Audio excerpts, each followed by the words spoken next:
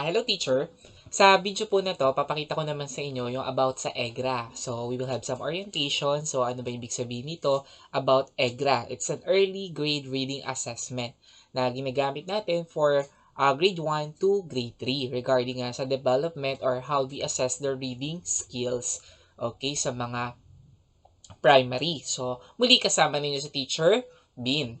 Bago natin simulan itong video na to, kung di ka pa nakasubscribe, click mo yung subscribe at click mo na rin yung like button sa aking channel. Okay, so bago natin simulan, okay, sana nakasubscribe ka na sa aking channel sa button. Okay, so ito yung halimbawa ng ating early grade reading assessment. So ano ba ibig sabihin nito? Ano ba yung mga dapat i-assess? So ano ba yung mga important reading skills na dapat nating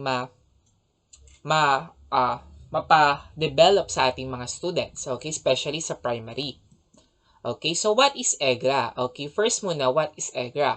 Pag sinabi natin EGRA, it's a kind of diagnostic instrument designed para ma-assess natin yung foundation skills of literacy acquisition of grade 1 to 3. Okay, this is for the grade 1 to 3 pupils. Yung kanilang development sa pagpapronounce ng mga words, ng mga comprehension, sa pagbasa ng mga letters. Okay, so yan yun. Ina-assess natin, dinedevelop natin, ini-improve natin. Okay, para maging preparation din sa kanila pagdating nila in other grade level. Okay, so why focus on early grades? So, bakit nakapokus siya sa early grades? Because the ability to read and understand a simple text is one of the most fundamental skills a child can learn. And learning to read with understanding and a sufficient rate is essential for learning to read well. So, napakahalaga po niyan. So, okay, na dapat matutunan ng ating mga children. Okay, so yung kanilang mga skills na ma-develop. Okay, so by the end of the third grade, children in the English-speaking world are expected to have acquired the foundation literacy skills. Okay, so yun yung pinakamahalaga din. So, acquiring the literacy become more difficult as students grow older. Okay, so kasi nagkakaroon na may mga studies or research na nagkakaroon ng problem kapag ang isang students ay nasa late, kung matututo pa siyang magbasa na medyo may edad na siya, there will be a problem. So hanggat maaga, dapat na-develop na natin yung mga bata to read. 'Di ba? To love reading, 'di ba? So hindi sila mahihirapan. Kasi pag medyo may edad na, minsan kasi nagkakaroon na ng problem doon sa literacy skills understanding.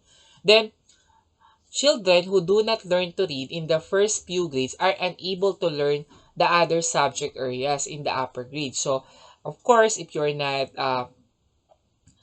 you don't know how to read, magiging mahirap din sa iyo para maintindihan yung mga other subjects. So, napakahalaga talaga ng reading. So, for us to have understanding in different lessons, in different topics, in different concepts, so, we need to learn how to read. So, napakahalaga talaga.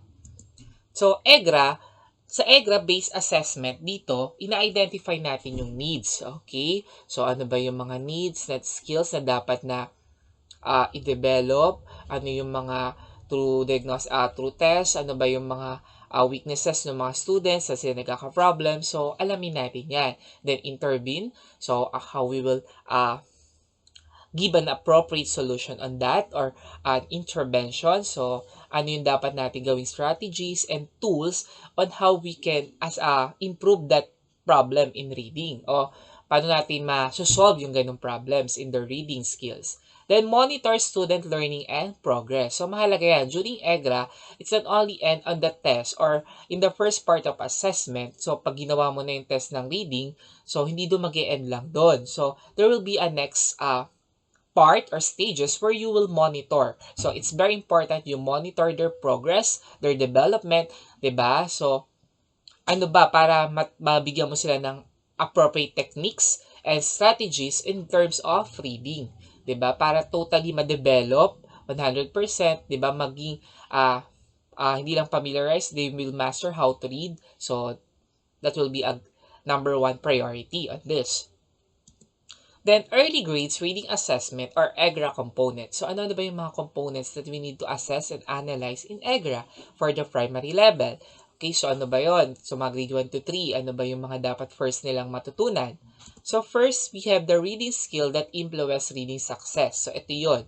First, we have phonemic awareness, phonics, vocabulary, fluency, and comprehension. So, yan yung mga 5 skills that they need to master, they need to learn, they need to practice, and lead to develop for them to become a successful readers in their primary level.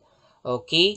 So, phonemic awareness. If we say phonemic awareness, it's an instruction designed to teach children the ability to focus and manipulate and break apart the sounds. So, yung awareness pronunciations or sa mga letters, yung mga sounds, okay, they need to familiarize on that.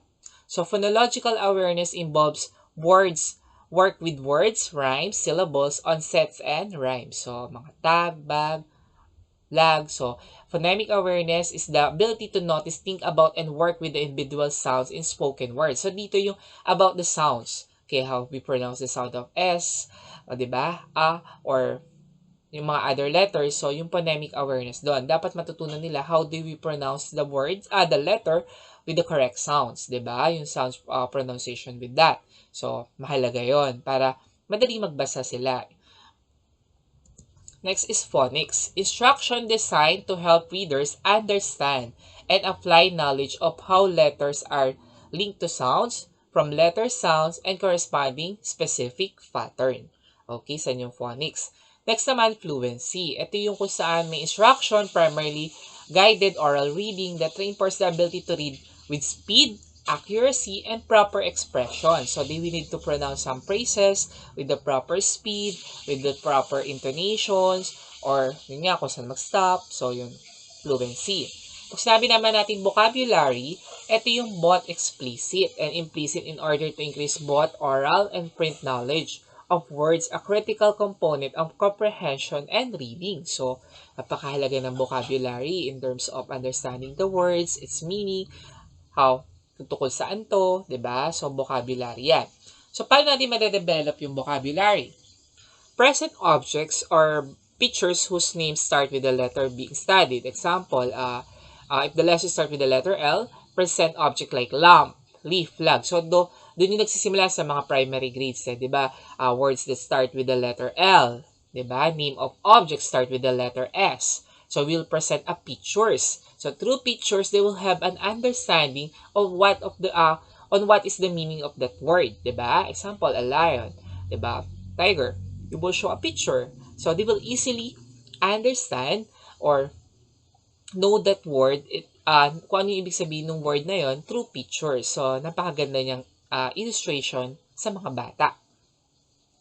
'Di ba? Present the letter and give the letter name. So, it's another one.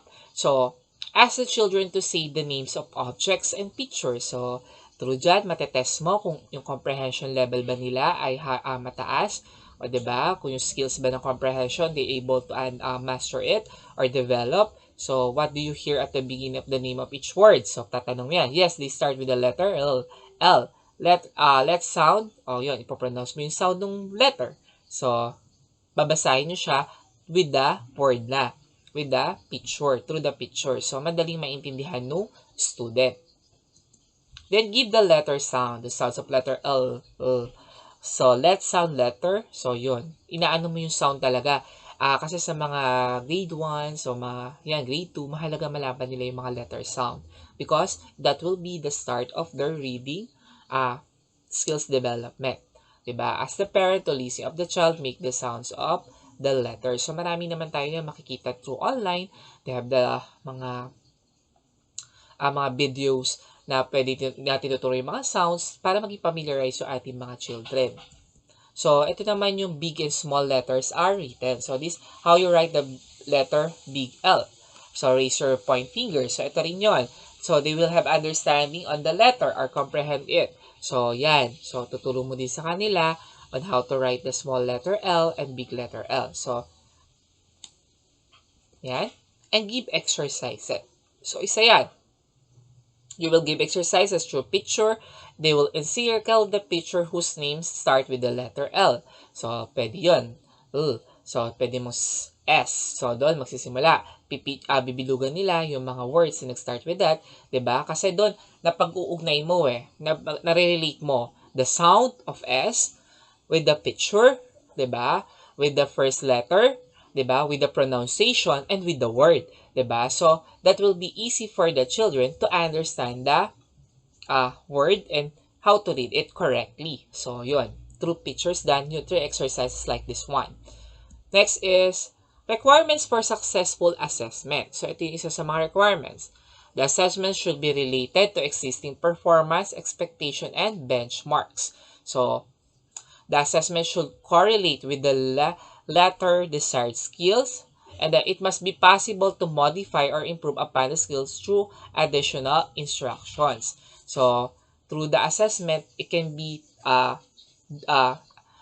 masasabi natin successful yung ginawa ninyong assessment or yung na-meet nyo yung existing performance ng bata na improve, not only for the assessment na identify ninyo. So, from that, you will make different types of interventions or reading strategies that will develop the learners. So, yun, doon masasabi yun. Kung na-test mo siya, nakita mo lahat, 'di ba? Through EGRA, nalaman mo at makakapag-apply ka na talaga ng effective reading strategies or kasi minsan makikita mo naman yan It's very easy lalo sa mga younger ones. So, kung saan sila nagkaka-problem in sound, in making sounds ba, in pronunciation of words ba, in comprehension ba, and from that, madali ka na makakagawa ng strategies. 'Di ba? You will adjust. Of course, mahirap kasi ito you will test individually the learners. So, hindi siya group test. 'Di ba? Isa-isa. So, you need patience on that.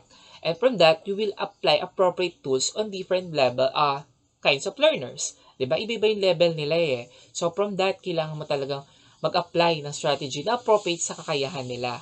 'Di ba? You need to be patient and you need to be hardworking on this kind of activities. Okay? So, yun. So, yan yung halimbawa ng different mga dapat nating malaman through EGRA. Kung ano ba talaga yung mga dapat nating itest tulad ng phonemic awareness, phonics, vocabulary, fluency, and comprehension. So, yan yung mga nakapaloob sa ating EGRA Early Grades Reading Assessment and Components. Okay, so ngayon, kung may tanong kayo sa video na to, huwag kayong maya. Type nyo lang sa comment section sa baba. At if nagustuhan nyo itong video na to, please click the like button. So, maraming salamat. Till next time with Teacher Bean.